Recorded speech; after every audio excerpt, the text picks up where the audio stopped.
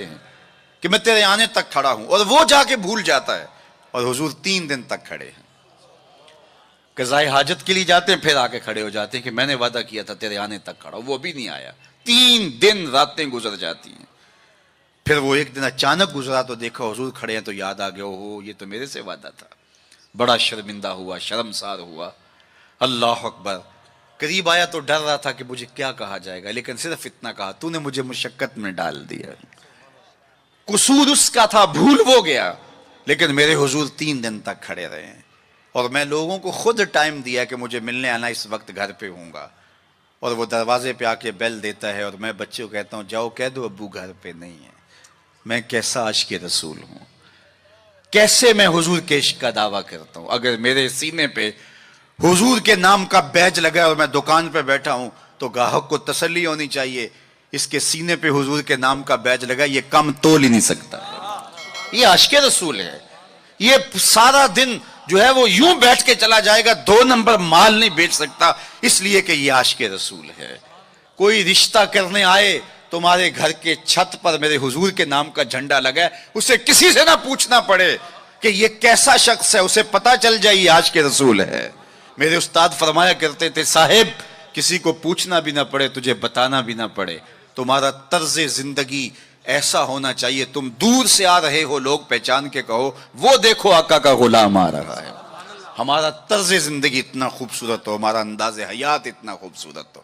چوں بنا میں مصطفیٰ خانم درود، از خجالت آب می گردد وجود، عشق می گوید کے محکوم غیر، سینہ تو از بتا مانند دیر، تا نداری از محمد رنگ و بو، بر زبان از درود خود میالہ نام او۔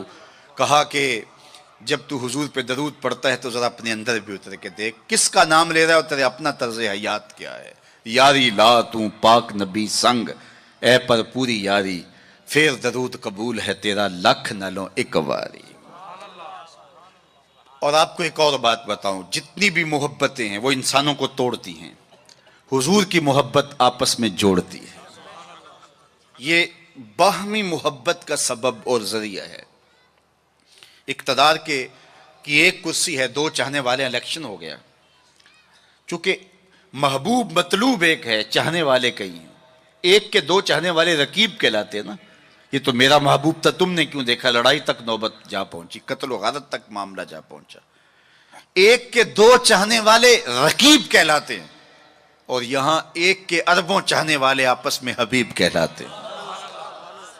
چوں گلے صد برگ مارا بو یکیست، اقبال بولا، چوں گلے صد برگ مارا بو یکیست، او کے جانے ای نظاموں او یکیست، مستے چشمے ساقیے بتہاستیم، در جہاں مثل مو می ناستیم، ہزاروں قومیں وجود میں آئیں، دہر میں خشک و تر کے رشتے سے، ہم نے بنیاد دوستی رکھی یاد خیر البشر کے رشتے سے۔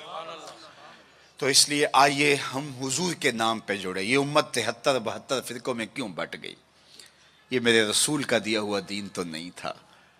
ہم ایک دوسرے کے گریبان نوچنے لگے، پھر ہر فرقے کے اندر لابیاں، اور پھر ہر لابی کے اندر کئی جماعتیں اور گروہ بندیاں۔ حضور نے تو ہمیں وحدت کا درس دیا تھا، حضور نے ہمیں محبت کا سبق پڑھایا تھا۔ میں آج بھی پوری دنیا پہ یہ کہتا ہوں، آؤ محبت رسول پہ آ جاؤ۔ محبت رسول پہ آ جاؤ گے تو فرقے خود بخود دم توڑتے چلے جائیں گے۔ یہ ہماری محبت ناقص ہے کہ ہم آپس میں الجھ رہے ہیں۔ اگر محبت کامل ہو تو پھر ایک ایسی برادری بنتی ہے جس میں صہیب روم سے آتے ہیں، سلمان فارس سے آتے ہیں، بلال حبشے سے آتے ہیں، صدیق اکبر مکے سے ہیں، سعد مدینے سے ہیں، لیکن آپس میں اخوت پیدا ہوتی ہے۔ یہ بھائی چارے کی بنیاد اور ضمانت ہے۔ تو چوں گلے صد برگ مارا بو یکیست، او کے جانے ای نظاموں او یکیست۔ میرے استاد ایک شعر جھوم کے پڑھا کرتے تھے، اور آج میں وہ آپ کی نظر کر رہا ہوں، آپ کے ذوق کی تسکین کے لیے، کہ محمد کی وساطت سے محبت تیری میری ہے۔